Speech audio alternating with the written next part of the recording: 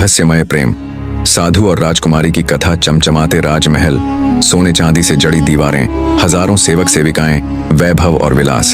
राजकुमारी वासंती के पास सब कुछ था, परंतु फिर भी उनके मन में एक अजीब सी बेचैनी थी, जैसे कुछ अधूरा हो, जैसे उनकी आत्मा किसी अनदेखी पुकार की ओर खींच रही हो। फिर एक दिन वह पुकार साकार हो गई। राज्य अमृतपुर की राजकुमारी वासंती अपनी सुंदरता और बुद्धिमत्ता के लिए प्रसिद्ध थी। परियों जैसी नयनाभिराम छवि, शास्त्रों में निपुणता और समाज सेवा में रुचि ने उन्हें आम राजकुमारियों से अलग बना दिया था। परंतु उनके हृदय में एक अजीब बेचैनी थी। महलों की चकाचौंध, अनगिनत सेवक सेविकाएं और राजसी वैभव, कुछ भी उन्हें संतोष नहीं देता था। एक दिन राजमहल के बाहर जंगल की ओर जाते हुए वासंती ने एक साधु को देखा।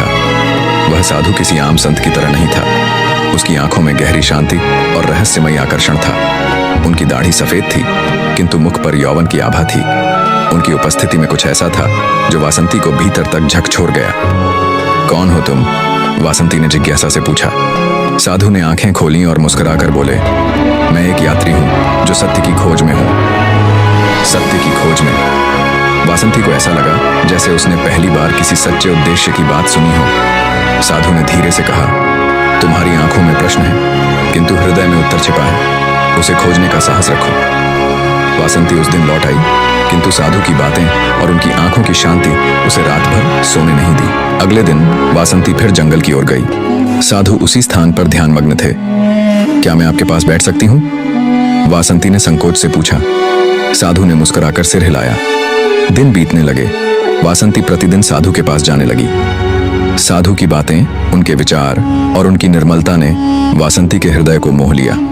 धीरे धीरे वासंती को एहसास हुआ कि वह इस साधु के प्रति एक अद्भुत आकर्षण महसूस करने लगी है। एक दिन वासंती ने साहस करके पूछा, आपका नाम क्या है? साधु ने उत्तर दिया, नाम का कोई अर्थ नहीं, मैं तो बस एक पथिक हूं, परंतु यदि तुम चाहो तो मुझे अलख कह सकती हो। अलख सुंदर नाम है, वासंती ने मुस्कुराकर कहा। उन दोनों की बातचीत अब गहराने लगी। वासंती को एहसास हुआ कि साधु मात्र एक तपस्वी नहीं, बल्कि एक अद्भुत व्यक्ति थे, जिनका ज्ञान, भव्यता और गूढ़ता किसी भी राजा से कम नहीं थी। वासंती के मन में प्रेम अंकुरित हो चुका था, किंतु वह समझ नहीं पा रही थी कि यह प्रेम है या कोई और आकर्षण। एक दिन वासंती ने साधु से कहा, यदि मैं अपने हृदय की बात कहूं तो क्या आप सुनेंगे? साधु ने आंखें बंद की और बोले, हृदय की बात सदा सुनी जानी चाहिए।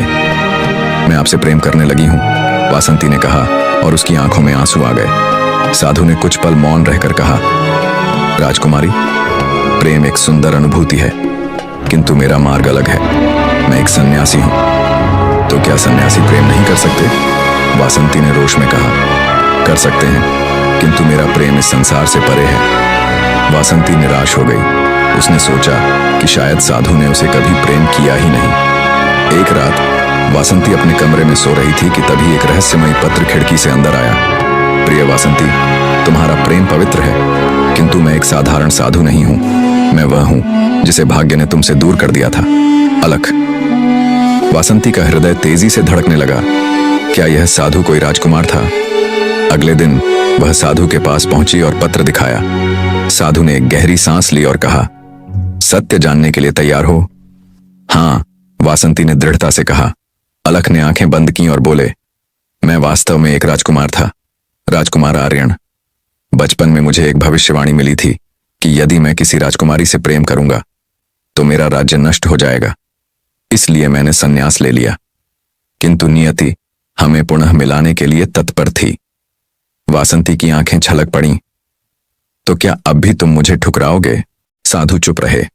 उनकी आंखों में प्रेम था, किंतु साथ ही एक संघर्ष भी। वासंती ने प्रण लिया कि वह अपने प्रेम को सिद्ध करेगी। उसने साधु को अपना हृदय अर्पित कर दिया, बिना किसी शर्त के। धीरे धीरे साधु का कठोर हृदय भी पिघलने लगा। उन्होंने महसूस किया कि नियति ने वासंती को उनके जीवन में एक उद्देश्य से भेजा था। एक दिन साधु ने वासंती का हाथ थामा और कहा, प्रेम सदा त्याग नहीं मांगता, कभी कभी यह एक नया मार्ग दिखाता है। मैं तुम्हारे साथ रहूंगा, किंतु एक शर्त पर। क्या? वासंती ने आश्चर्य से पूछा। हम दोनों साथ मिलकर इस संसार में प्रेम और सत्य का संदेश फैलाएंगे। न मैं राजा रहूंगा न साधु, हम केवल प्रेम के यात्री होंगे। वासंती ने सहर्ष स्वीकार किया। दोनों ने महल और सन्यास को त्याग दिया और प्रेम के एक नए मार्ग पर चल पड़े।